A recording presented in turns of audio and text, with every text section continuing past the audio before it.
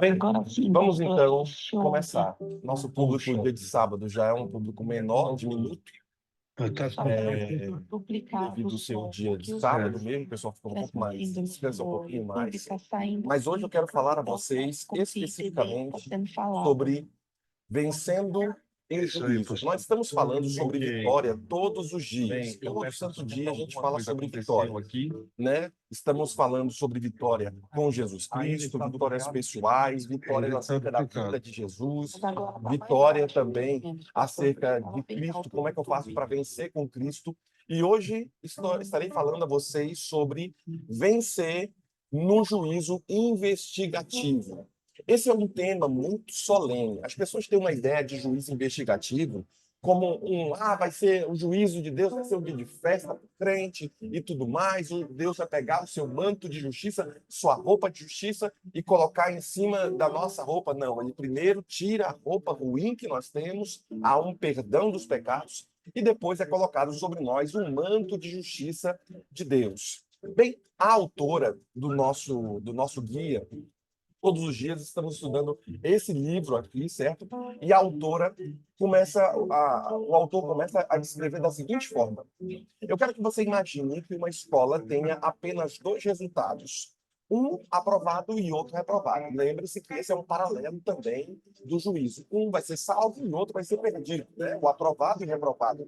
Para que sejam aprovados, os alunos devem tirar nota 10. Todos os alunos que tirarem menos que 10, o camarada que tirou 9,5, o camarada que tirou 7, ele não vai passar e ele vai ter o mesmo resultado de ser reprovado daquele que tirou a nota 2.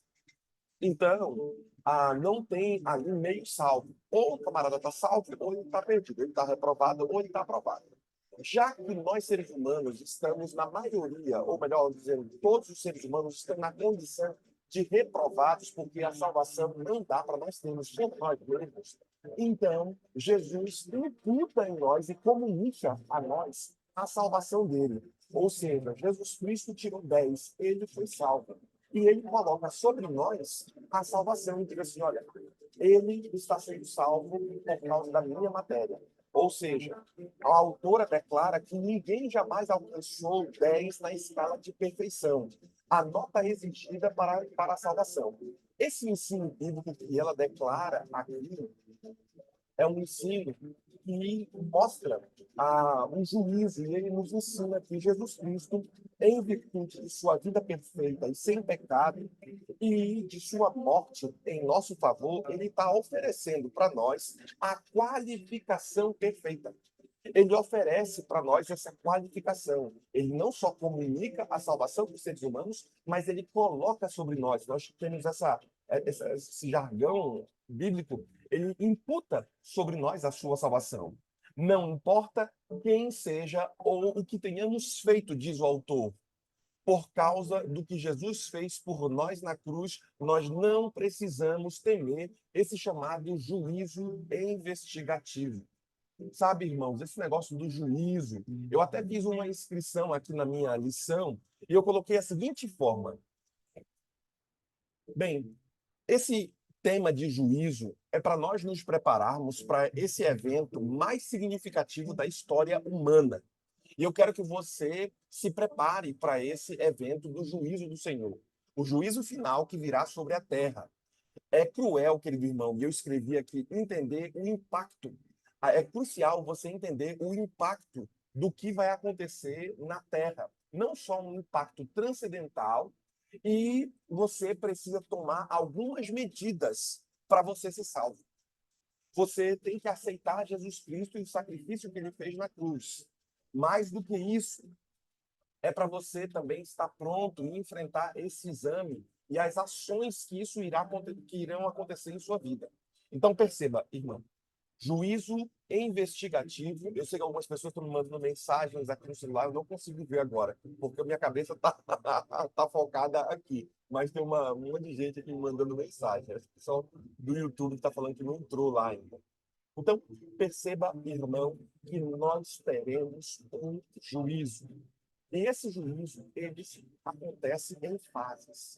A fase que estamos vivendo é a fase chamada de juízo investigativo.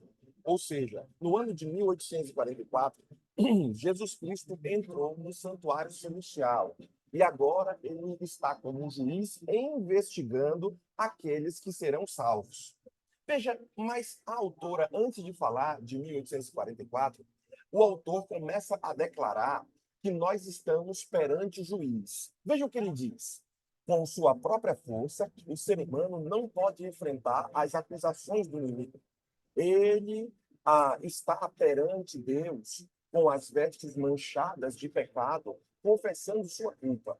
O irmão que não confessa sua culpa, ele não tem condição de receber um manto de justiça. Qual foi a última vez que você orou confessando o seu pecado ao Senhor? Qual foi a última vez que você orou pedindo para Deus transformar e ajudá-lo? Qual foi a última vez que você orou pedindo que Deus desse força para você? Bem, hoje é o momento para você avaliar, pedir perdão para Deus, mais do que pedir bênçãos.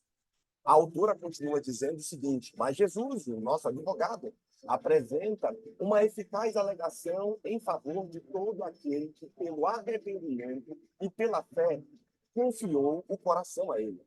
Cristo defende sua causa e, mediante os poderosos argumentos do Calvário, derrota o acusador. Ou seja, Cristo quer derrotar o inimigo das almas. E ele faz de que forma? Apresentando a ele como a solução. Veja que a sua perfeita obediência à lei de Deus, ou seja, Jesus Cristo tirou 10 nessa prova, dá o poder do céu e na terra e solicita ao seu Pai a misericórdia reconciliadora para com o ser humano que é culpado. Ou seja, olhe para mim, amada lei. A lei, ela é perfeita, uma lei de amor. Mas quando há o julgamento, Jesus Cristo fala o seguinte: olha, eu fui o único que venci, então eu peço que coloque sobre mim esse fardo da morte. E então ele pega a salvação que era dele e dá para os seus filhos como uma herança. Por isso a importância de você compreender que o acusador do seu povo faz a seguinte declaração quando ele vê isso. Olha o que a autora declara. O acusador do seu povo declara: o Senhor te repreenderá, ó Satanás. Estes são os que foram comprados com meu sangue, tições tirados do fogo. E ao que nele descansam pela fé, ele dá a certeza. Eis que tirei de você a sua iniquidade, e agora o vestirei com roupas finas. Veja o que a palavra declara para a gente em Zacarias capítulo 3, versículo 4, de que Jesus Cristo coloca sobre nós e rejeita o inimigo o seu manto de justiça.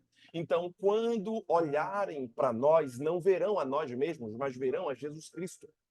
Então, quando você entender esse plano do juízo que terá sobre a terra, eu quero que você, que é um crente fiel, um crente que pediu misericórdia a Deus, que pediu perdão a Deus, não precisa temer o chamado juízo investigativo. Por que não precisamos temer? Porque Jesus Cristo é justiça nossa. Bem, sabendo disso, o livro Patriarcas e Profetas faz a seguinte declaração: todos os que se vestiram da justiça de Cristo estarão perante ele como escolhidos, fiéis e leais. Mais ainda, Satanás não tem poder para arrancar da mão do Salvador.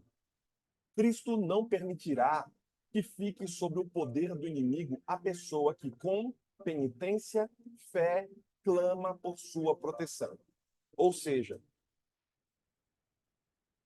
se você clama pela proteção de Deus, se você clama pelo perdão do Senhor, Satanás não tem poder sobre sua vida.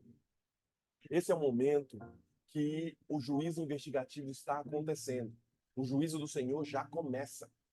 E ele já começou em 1844, quando o grande sacerdote, o sumo sacerdote Jesus Cristo, entrou no lugar santíssimo do santuário celestial.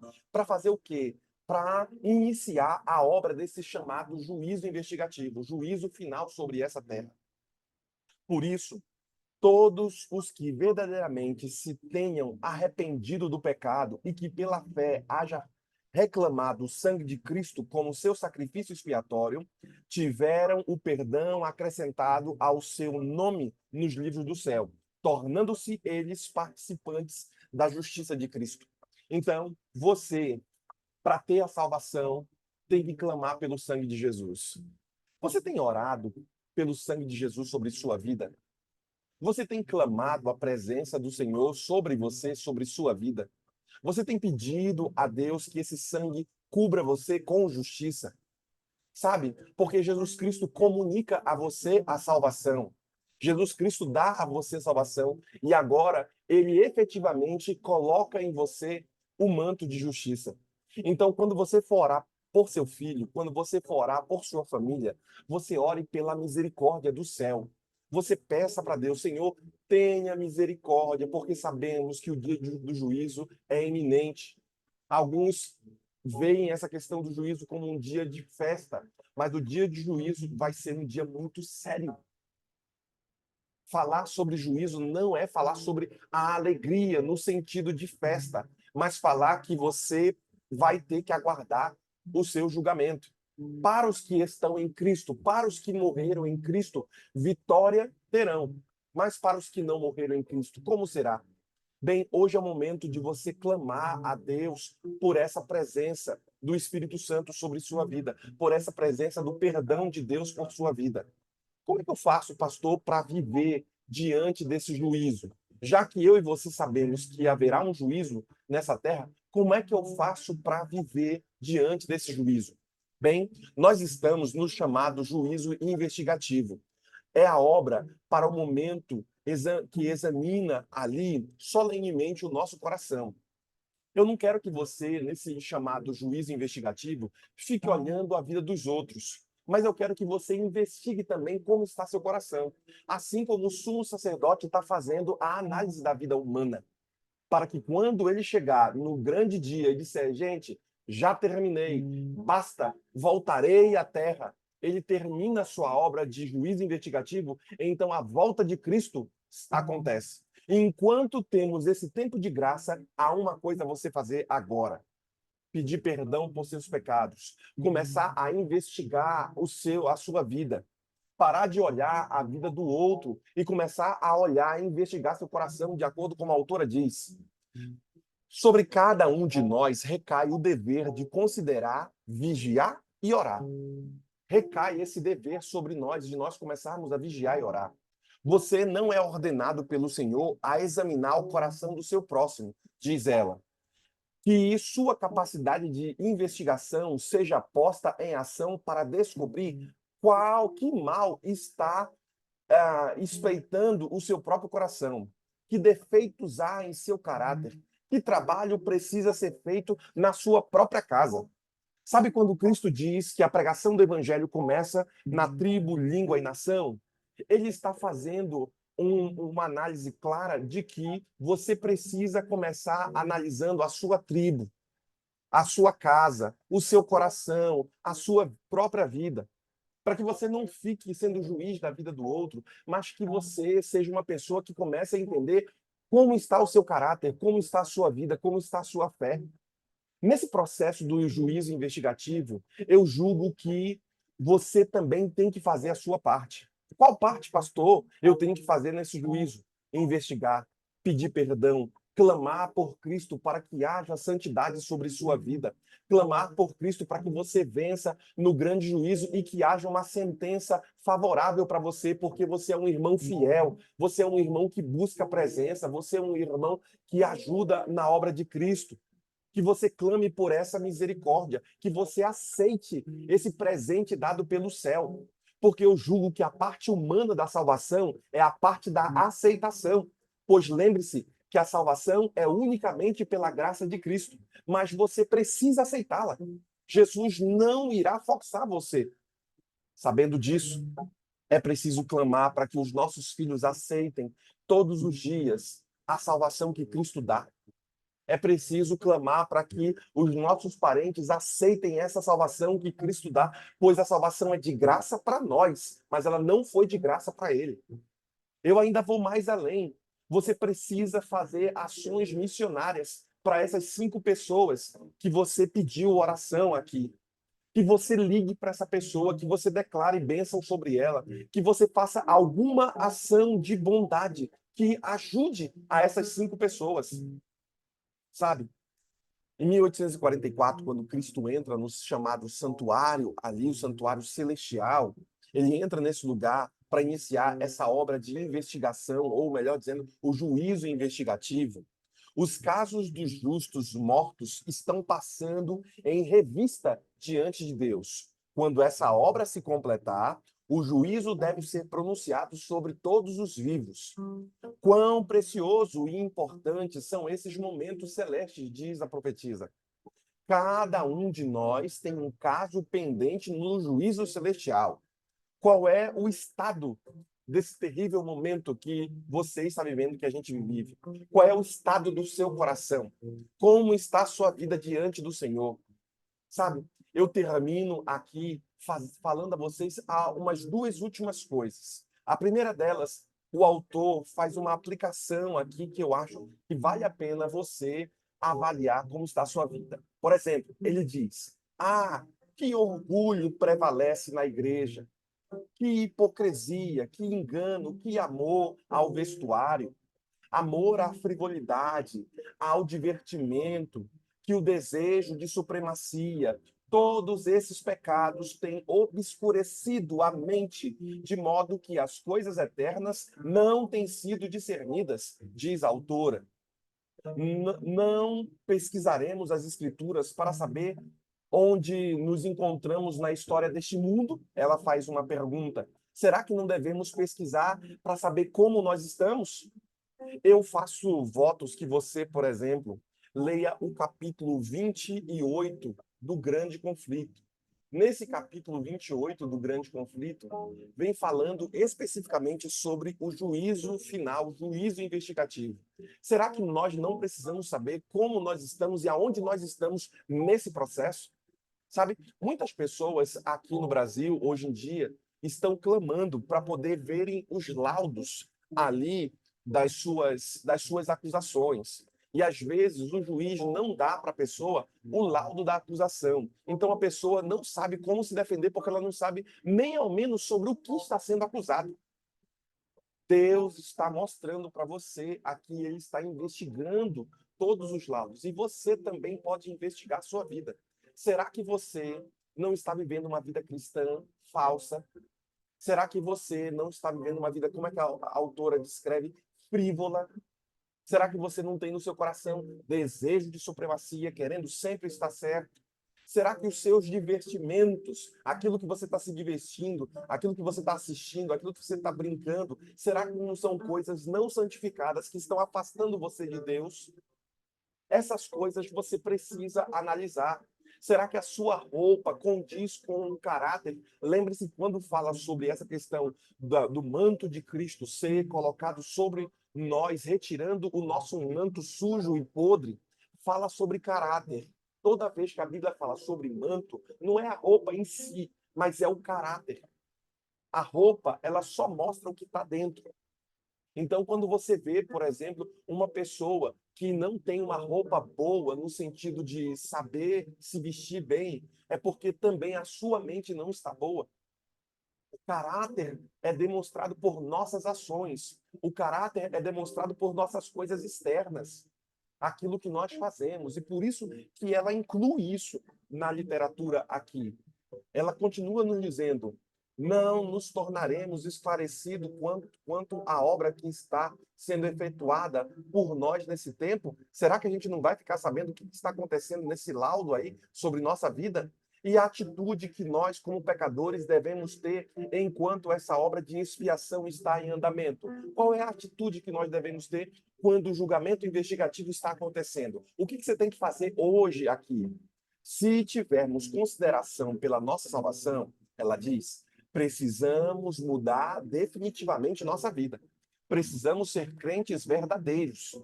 Nós temos que mudar a nossa vida. Precisamos buscar ao Senhor com genuíno arrependimento. E é necessário que, com profunda contrição de alma, confessemos nossos pecados para que eles sejam apagados. diz Mensagens Escolhidas, página 1. Sabe, nós precisamos que o ancião, que o pastor, que os líderes leiam o testemunho para a igreja, se aprofundem no que a profetisa fala. Nós precisamos, quando subirmos no púlpito, pedir perdão por nossos pecados para que nós possamos ser usados pelo Senhor e avaliarmos em nossa vida. Será uma pergunta, o que eu estou pecando? O que está fazendo com que Cristo não entre em minha vida? Lembra que eu falei ontem para você de que muitas das vezes não recebemos a bênção porque nossa própria vida está atrapalhando a conexão com o céu e por isso não recebemos a bênção? Você tem orado para que Deus te dê um monte de bênção, não é? Você tem pedido para que Deus ajude você de diversas formas. Mas a pergunta é, por que Deus não ajudou até agora? Será que não existem alguns pecados em nossa vida que precisamos deixar? Será que não precisamos organizar nossa reforma de saúde? Será que não precisamos organizar nossa vida, nosso estilo de vida, aquilo que a gente está lendo, aquilo que a gente está ouvindo, aquilo que a gente está fazendo? É isso que ela fala para que nós, seres humanos, que estamos vivos agora, investiguemos nossa vida antes que o decreto final, que o juízo final, que a volta de Cristo, a sentença final, seja dada sobre nós. Hoje é dada a oportunidade para você. Por quê? Porque você está vivo. Diferente daqueles que já morreram, que não tem como modificar. Você pode modificar o seu destino final quando você aceita essa salvação imputada por Cristo na cruz. Bem, eu termino fazendo uma aplicação pessoal, e essa é a aplicação do próprio livro que nós estamos lendo. Veja o que o autor declara para que você aplique em sua vida. Quando Cristo morreu na cruz, ele nos salvou da condenação do pecado. Quando nós nos arrependemos de nossos pecados e os confessamos, ele nos salva da culpa e do poder desse pecado. Quando você confessa e abandona a ele. Bem, em breve, por ocasião do seu retorno, tudo se fará novo. E por isso a importância de pedirmos perdão hoje. Ele eliminará totalmente o pecado dessa terra, querido irmão. Quando Cristo voltar, não haverá mais pranto nem dor. Por quê? Porque essas primeiras coisas já terão passado. Deus vai trazer tudo novo.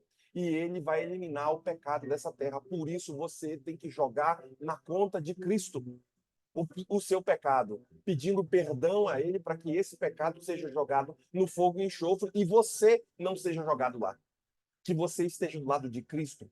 A autora continua deixando claro para nós o seguinte: atualmente, Cristo intercede por nós no santuário celeste e coloca em nosso favor a sua justiça, os seus méritos e o seu poder para nos conduzir à verdadeira e definitiva reforma espiritual. Todos os dias nós estamos aqui falando para você porque nós queremos que você tenha uma reforma espiritual. Nós queremos que você abandone o pecado, colocando na conta de Cristo, pedindo perdão a Ele e pedindo para que Cristo coloque sobre você a roupa nova que Ele tem, o chamado manto de justiça. Para que quando a lei de Deus, que é a regra que vai coordenar esse juízo, quando forem dizer para você, quando olharem, quando a lei de Deus olhar para você, ela não veja você mesmo, mas ela veja os méritos de Cristo. Por isso, hoje você tem que pedir perdão. Todos os dias eu julgo que você tem que pedir perdão por seus pecados. Sabe, irmão, eu ainda vou mais além. A autora continua dizendo: assim, todas as áreas de nossas vidas são alcançadas pela graça divina e reformadas por sua presença. Será que não existe alguma área de sua vida que precisa se converter? Será que a área da sua vida que precisa se converter é o paladar? Será que a área de sua vida que precisa se converter são os seus olhos que estão te fazendo pecar? Será que a área da sua vida que precisa se converter não são os seus ouvidos, que você tem ouvido coisas não santificadas? Será que a área da sua vida não são suas mãos que têm tocado naquilo que é impuro? Será que a área da sua vida que precisa ser santificada à luz do que ela fala, né? Precisa ser reformada? Não são os seus pés que estão levando você para lugares que o crente não deveria estar? Bem, hoje é o momento para você investigar sua própria vida. Por quê? Porque você pode modificá-la. Você pode receber o perdão, você pode aceitar esse perdão. Ela continua dizendo: hoje é o dia de agradecermos pela oferta da graça e pela possibilidade de voltar à presença de Deus por meio de Cristo. Nós podemos voltar ao caminho do Senhor.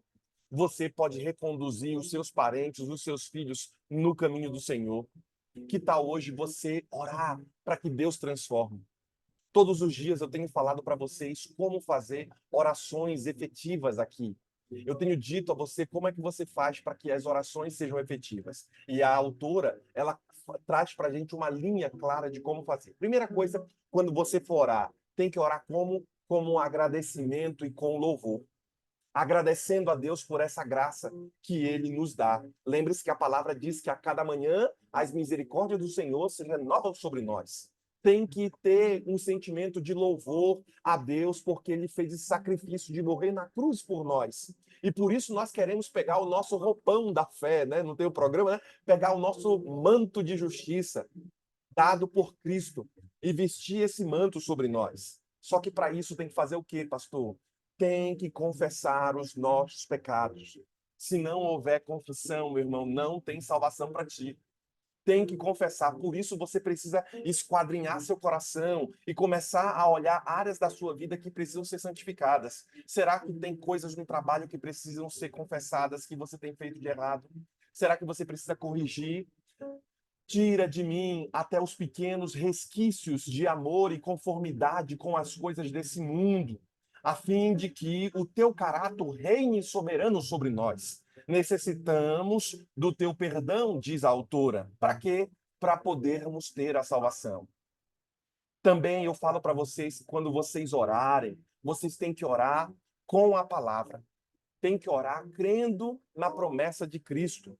Como é necessário que todos nós compareçamos diante do tribunal de Cristo, que cresçamos espiritualmente e que a oração de Jesus, que fez a seguinte: eles não são do mundo, como também eu não sou do mundo. Que essa seja uma realidade em sua vida também. Você está no mundo, mas você não é do mundo, como Cristo falou em João, capítulo 17, versículo 16. Por isso você tem que orar em conformidade com a palavra. Mais ainda, você precisa interceder. Quando você estiver orando, interceda por seu pastor. Ore por mim. Ore pelos desafios da igreja, pela Semana Santa. Ore pelos líderes da igreja. Interceda por nossos jovens.